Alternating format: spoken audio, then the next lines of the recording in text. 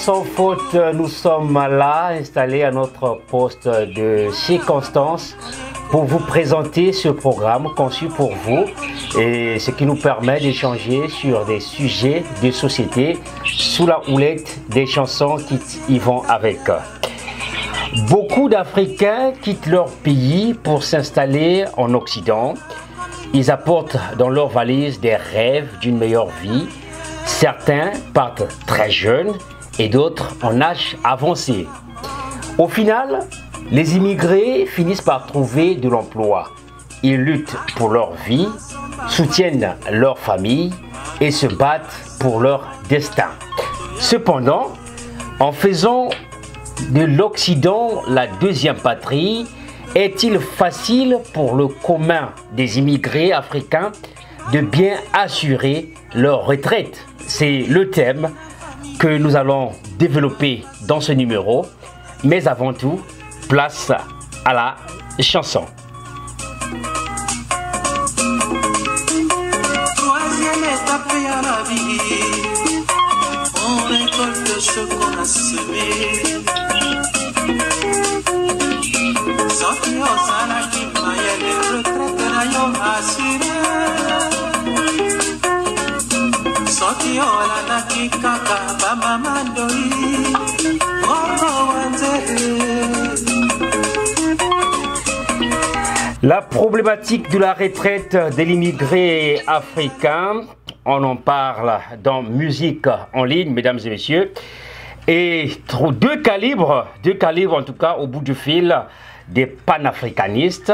Il s'agit de M. Armand Mankou depuis la France. Bonne arrivée M. Mankou.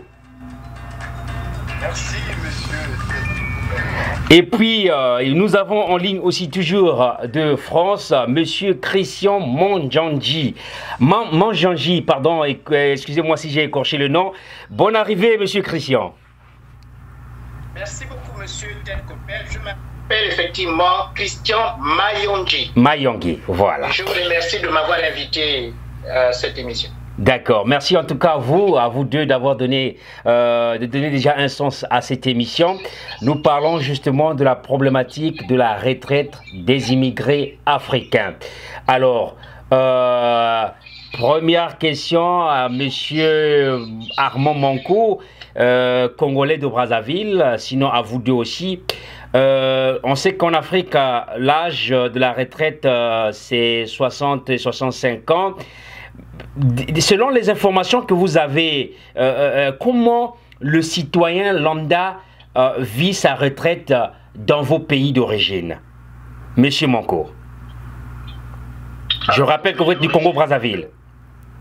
Congo-Brazzaville, le puis Gabon, bon, enfin pour Christian, c'est deux pays voisins et qui ont pratiquement les mêmes systèmes, on va dire, sociaux, y compris les systèmes de retraite que nous avons, que nos pays ont hérité du système colonial, tout à fait. Du système de retraite donc de la France. Bon, comment ils le vivent? Moi je pense que l'actualité nous donne un aperçu assez général de retraite chez nous. Il y a quelques années, bon, nous qui avons quitté le pays depuis un moment quand même, je pense que le système de retraite était quand même bien géré, plus ou moins bien géré.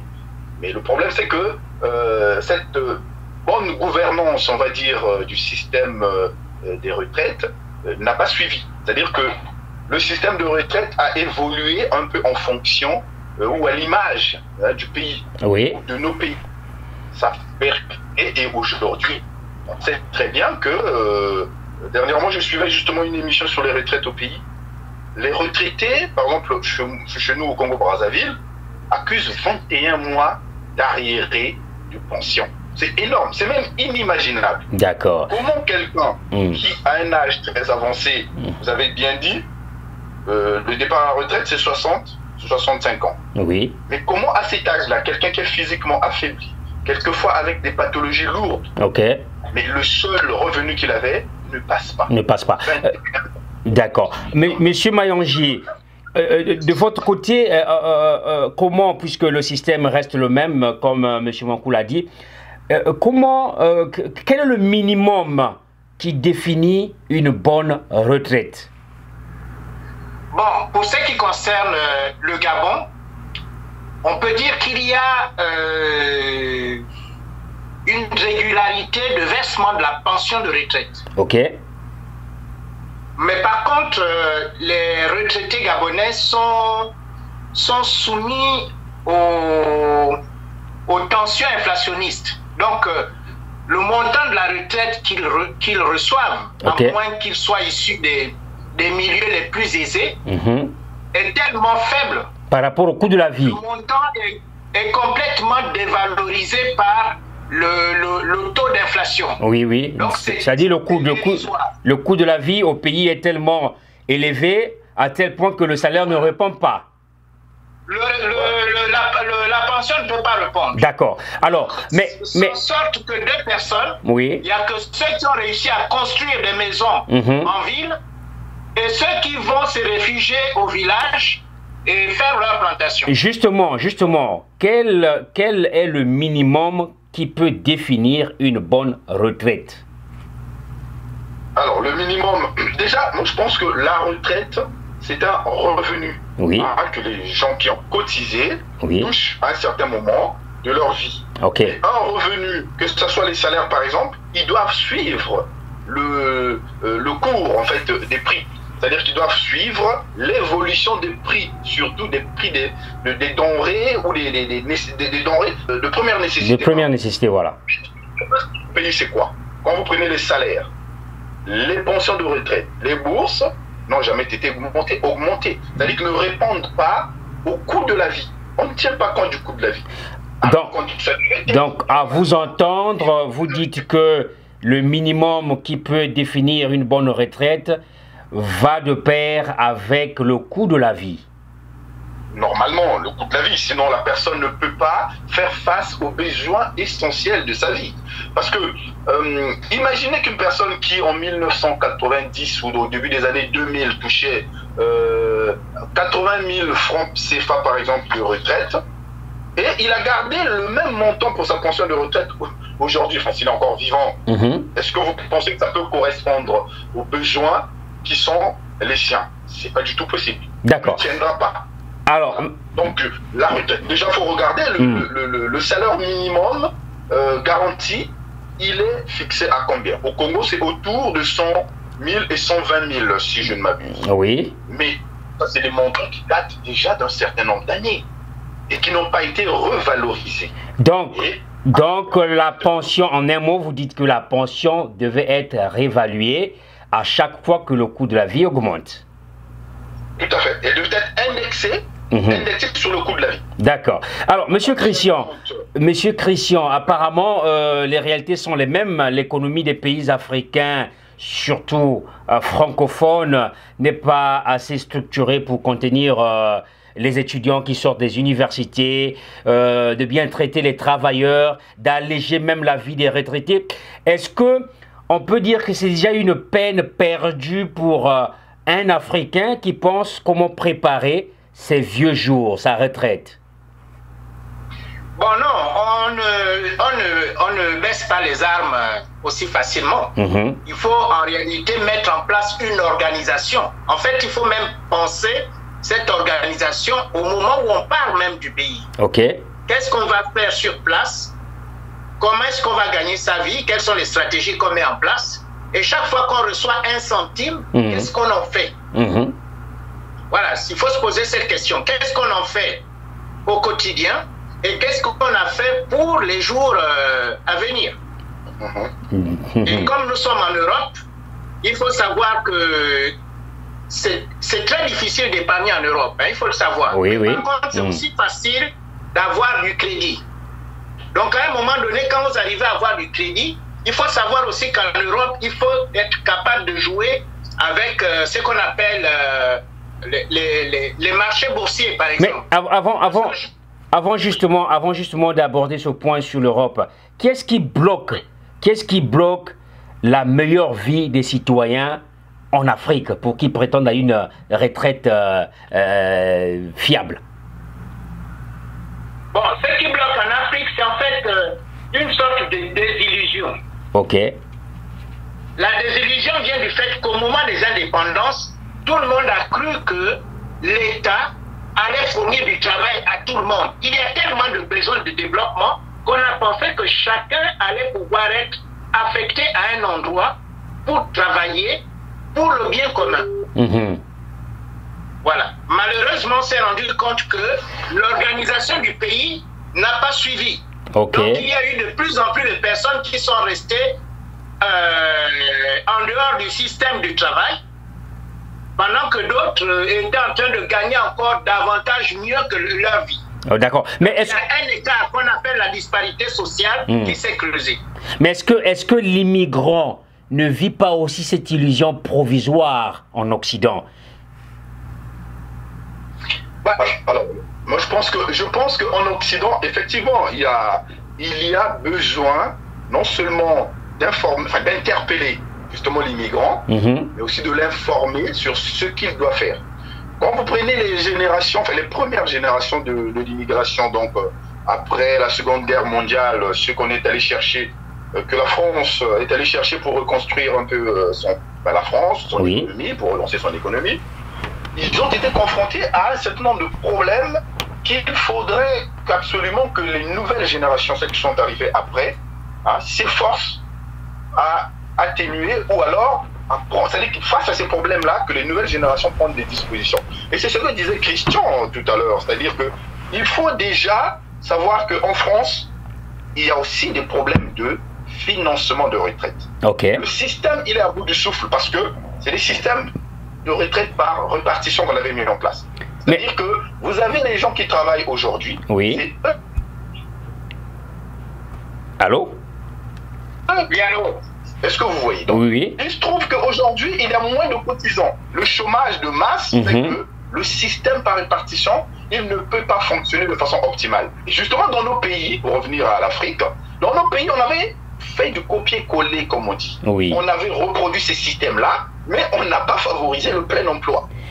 Mais vous ajoutez à cela le fait que tout le monde attendait aussi la fonction publique, on n'a pas développé le entrepreneurial, le secteur privé.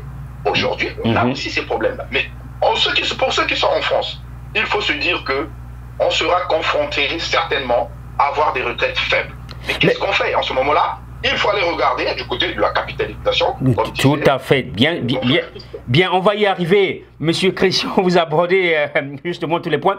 Alors, monsieur Christian, j'étais avec monsieur Armand tout à l'heure. Mais monsieur Christian, tout à l'heure, monsieur Armand, Armand Mankou parlait d'un système de retraite en France ou en Occident. Mais je pense que c'est un système qui se repose sur le principe de cotisation. Vous cotisez et à la fin, vous avez votre pension. Mais lorsque l'immigrant ou l'immigré africain arrive en Occident à un âge déjà avancé, alors pour cotiser, on sait qu'il faut avoir travaillé au moins plus de 20 ans. Est-ce qu'il peut vraiment prétendre bien vivre sa retraite quand il arrive à cet âge-là en Occident? Bon, en réalité, il faut savoir que le système français est assez cynique.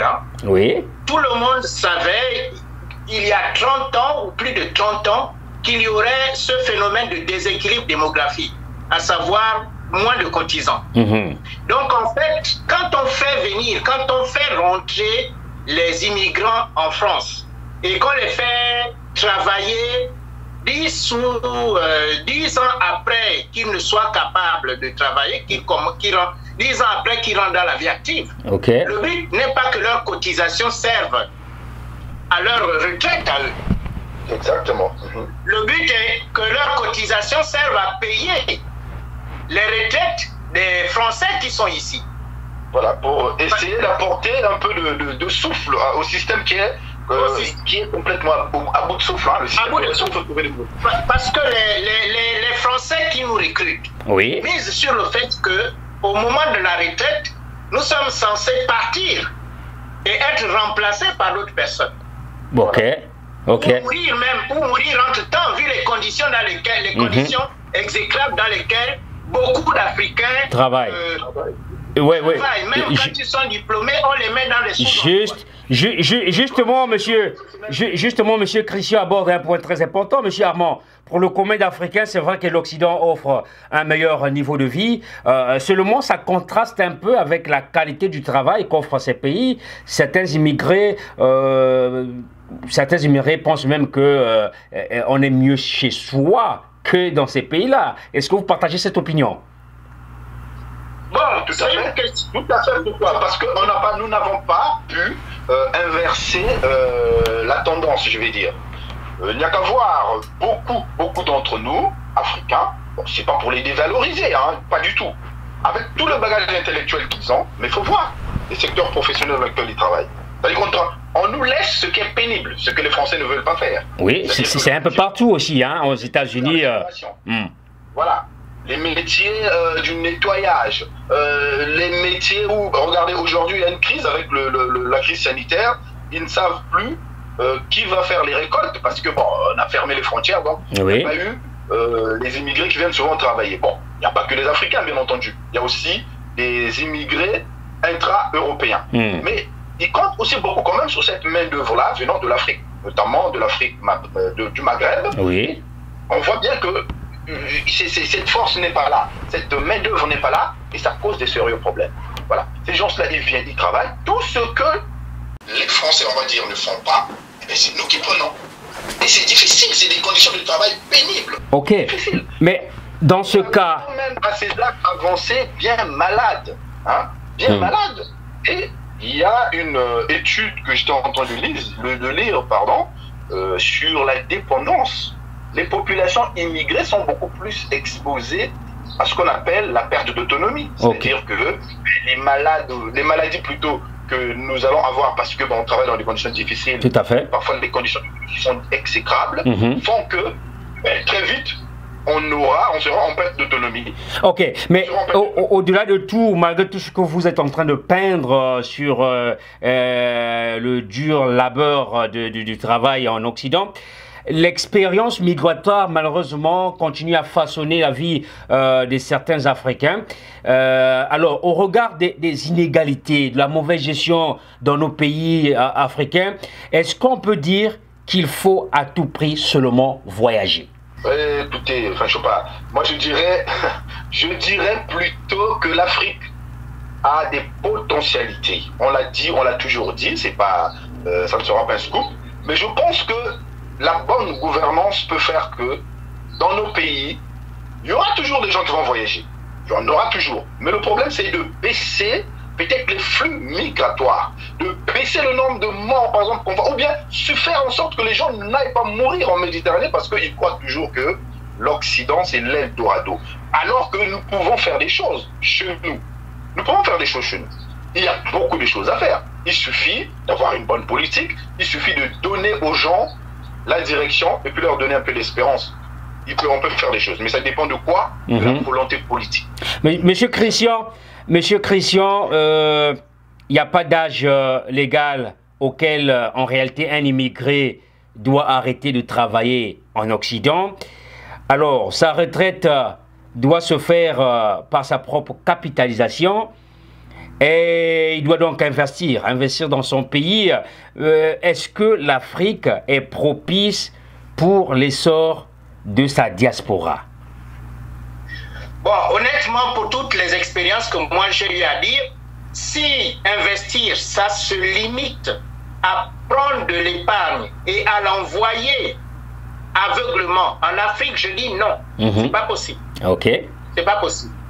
La bonne expérience, à mon avis, je l'appelle la politique de la tortue. Ok. Vous savez que la tortue porte sa maison sur son dos. Ok. Oui. Voilà. Donc, vous qui êtes aux États-Unis, il y a toute une série d'usines qui fabriquent des maisons en kit, que ce soit en dur ou pas. Donc, ça ne vous coûte rien d'aller visiter ces usines et de dire et de commander une maison qu'on vous met dans un conteneur. Et quand vous allez passer les vacances chez vous, vous faites voyager le conteneur, comme ça vous-même vous êtes là pour superviser l'assemblage de votre maison. Dans vos dires, dans votre analyse, j'ai semblé croire que le facteur dette freine à maximiser la retraite de l'immigré. pardon, le facteur dette, non, ce n'est pas le facteur dette. Je dis que la dette, ici, en France, vous avez la possibilité d'avoir accès au crédit. Oui. Or, le crédit, il faut le prendre comme un moyen, une facilité de financement. Tout à fait. Tout à fait. C'est une facilité de financement. Vous allez dans une entreprise, pour le cas d'une maison, vous allez signer auprès d'une usine. On vous construit votre maison pendant que vous allez au travail. On vous enlève des, qu'on appelle ça, les taxes, des prélèvements. Oui. Mais à la fin, vous avez votre maison que vous pouvez voir de vos yeux et que vous mettez dans le conteneur. Et quand vous arrivez au pays, vous-même, vous êtes là pour superviser le montage. D'accord. Vous pouvez trouver une société là, le montage sur place. Là, vous êtes dans un cas vraiment spécifique, comme par exemple pour construire la maison, juste pour éviter que peut-être quand vous envoyez de l'argent, qu'il y ait détournement de chapitre de votre argent. Voilà. Ok. En fait, il faut savoir trouver des moyens d'éviter la volatilité de votre capital. Tout à fait. Alors, monsieur Armand, lorsque quelqu'un a fait l'Europe ou l'Occident et tente de repartir chez lui, dans son pays, soit pour construire et vivre mieux sa vie, et rate aussi malheureusement dans son pays, on se sent marginalisé, mais à quel point? Ben, écoutez, lorsqu'on a déjà raté dans son propre pays, enfin, et puis raté dans son propre pays, moi je pense que, je dirais, il faut voir. Parce que qu'est-ce qu'on peut entendre par rater complètement dans son propre pays? Est-ce qu'on y est persona non grata? On ne peut pas, même s'il y a eu des erreurs, on ne peut pas les rattraper? Je ne sais pas. Non, ça dit que pour un citoyen, pour un Africain qui a tenté l'Europe ou l'Occident, l'Amérique, l'Europe, et qui n'a pas pu, et qui décide finalement de rentrer chez lui, peut-être pour mieux vivre sa vie et préparer bonnement sa retraite, et rate aussi. Alors, on rate pour des raisons X ou Y, et on se sent doublement marginalisé, je pense. Effectivement, hein, lorsqu'on arrive et qu'on rate, on peut se sentir... Allô? Oui, je vous écoute, allez-y. Non, je croyais qu'il a... Monsieur Christian, allez. Monsieur Christian, vous écoute. Oui, je disais qu'effectivement, on peut se sentir marginalisé. Mais en réalité, quand on se retrouve en double échec, c'est qu'on a peut-être perdu ce qu'on appelle les facteurs de production. Okay. Si on va uniquement avec de l'argent, on est sûr de perdre. Si on va uniquement avec de l'argent, on rentre uniquement avec de l'argent. Dans son pays, on est sûr de perdre. En fait, quand vous partez d'ici, il faut partir avec des outils. Des projets. Avec des outils, voilà. Oui. De telle façon que l'argent, vous pouvez le perdre, mais tant que vous avez des outils, vous avez toujours le moyen même de les mettre en location, de rebondir. En fait, il faut avoir une stratégie qui vous permet de rebondir à tout moment. Mais justement, beaucoup de personnes qui ont réussi comme ça. Mais justement, l'Africain reproche à son continent le blocage. Lorsqu'il rentre pour vouloir investir, il y a des blocages aussi. Ah oui, c'est le problème qui caractérise aussi nos États. Évidemment, quand vous arrivez, on ne vous laisse pas la possibilité de vous déployer tout simplement, d'investir, de faire des choses. Ça, nous le savons très bien. Et d'ailleurs, ça c'est avant même d'en arriver là, il faut voir quelle est la relation que nos gouvernants ont avec les diasporas. Oui, oui. En général, bon, il y a des pays d'Afrique. C'est pour ça que dans ce domaine-là, moi je parlerai plutôt des Afriques. Parce que tous les pays d'Afrique ne sont pas, on va dire, au même niveau en ce qui concerne, par exemple, leurs relations avec leur diaspora. Diaspora, tout à fait. Les pays d'Afrique de l'Ouest, par exemple, où la diaspora est une force qui compte pour l'édification du pays, pour le développement, pour plein de choses. En dehors du fait qu'ils envoient beaucoup d'argent pour soutenir les familles, des projets, mais ils sont aussi consultés, ils participent à la vie de la nation. Lorsqu'il y a des votes là-bas au pays, ici, eux, ils votent. Et ce n'est pas le cas dans tous les pays. D'accord. Un pays comme le nôtre, le Congo, eh bien, la diaspora n'a jamais voté. D'accord. Jamais. La dernière remonte à je ne sais quelle année. C'est un processus qui va certainement arriver. Il faut. Alors, mais au final, pour terminer, parce que. D'accord. Pour terminer, au final, est-ce que lorsqu'on arrive en âge avancé en Occident, la retraite n'est pas l'espoir sur les enfants? Ah, ce serait une erreur aussi, je pense. Ah, je ne sais pas ce qu'en penserait mon frère Christian. Mais pour moi, je pense que c'est une grosse erreur. Pourquoi? Parce que les enfants que nous faisons, même là-bas en Afrique, moi je pense qu'il faut qu'on sorte de cette vision-là qui consiste à penser que les enfants, c'est eux qui vont assurer mes vieux jours. C'est vrai que nous avons eu nos parents, nos arrière-grands-parents, qui avaient cette vision des choses, qui est passée. Parce que l'enfant, il va travailler aussi d'abord pour lui et sa propre postérité. D'accord. Il y a aussi ça. Mais si nous comptons sur lui, parce qu'il y a aussi, il y a des coûts qui sont très durs. Quand je dis des coûts très durs, mais qui financièrement demandent quand même des sommes importantes. Et là, l'enfant peut parfois nous dire, mais attendez, oui, je veux bien faire, mais est-ce que j'en ai les moyens? On va passer la parole à M. Christian. Voilà, est-ce que vous pensez que finalement, lorsqu'on vient à des âges, à un âge avancé en Occident, on peut que compter sur l'avenir des enfants pour prétendre avoir une retraite bien assurée? Bon, je vais vous dire, je reprends toujours par des expériences pratiques. Moi, comment dire ça? J'ai dissuadé, j'ai réussi à convaincre des personnes. Vous m'entendez bien? Bien, bien, bien. Oui. D'accord. Bon, moi, il m'est arrivé à plusieurs reprises, puisque je suis en contact via Facebook avec beaucoup de personnes, il m'est arrivé de recevoir des sollicitations de personnes ayant un certain âge qui voulaient venir en Europe. Oui. Et je leur expliquais tout simplement qu'écoutez, l'Europe aujourd'hui, la France n'a plus besoin de vous en tant que travailleur. Je leur ai dit ça. La France n'a plus besoin de vous en tant que travailleur. Si vous venez en tant que travailleur en France, vous en aurez pour 2 ans minimum, sinon 4 ou 5 ans, avant de trouver un boulot. Et encore, quel boulot? Quel boulot? C'est ça, quel boulot? Voilà. Donc, je leur ai dit que par contre, la France ne vous interdit pas de venir en tant que commerçant, homme d'affaires. Voilà. Auquel cas, vous prenez un visa à multiples entrées. Ok. Mais pour obtenir un visa à multiples entrées, commencez par créer d'abord une entreprise, un commerce chez vous, qui vous permet de justifier de vos revenus. D'accord. De sorte que quand vous venez en France, vous ne venez pas pour chercher un emploi, vous venez pour acheter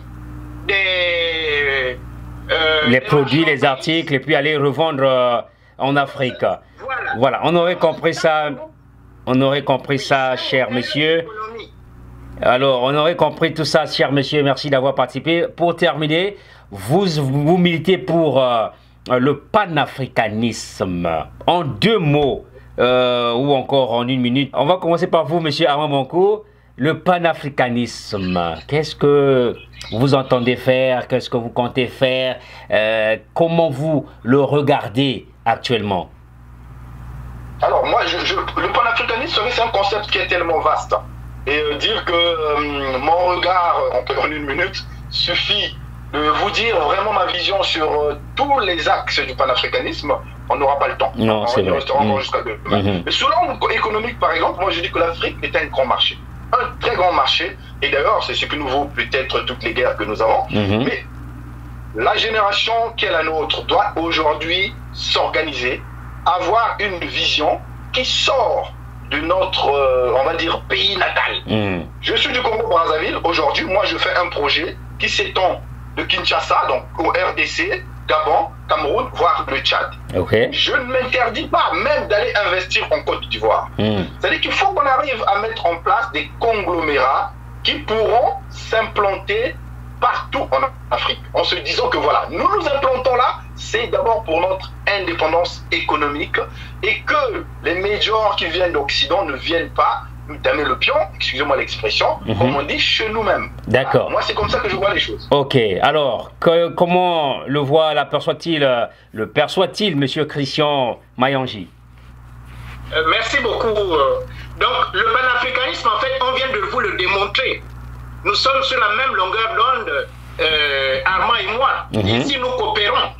Nous coopérons déjà ici en France. Mais nous coopérons aussi, nous coopérons aussi avec chacun avec plusieurs personnes qui sont répartis dans d'autres pays africains. Tout à fait. Quand une personne qui se trouve en Côte d'Ivoire ou au Congo, suite à quelques conseils, me dit « j'ai créé une entreprise », mais je suis content.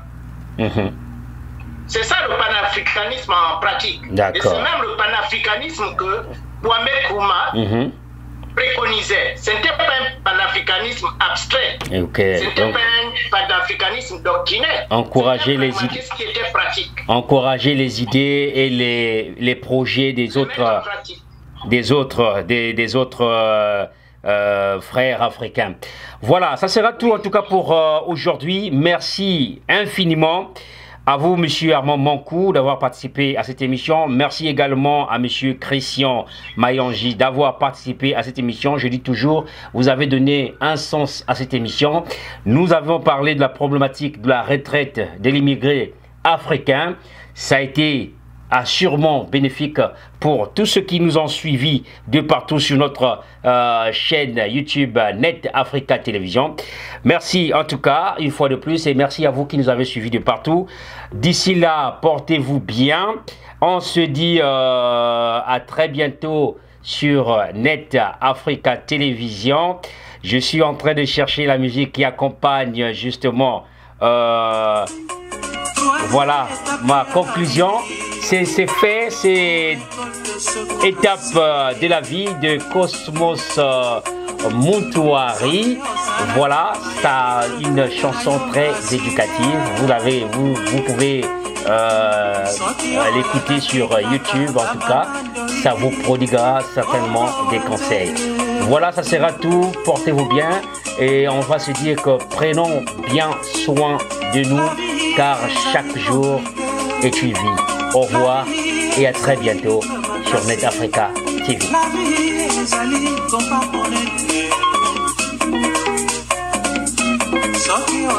vie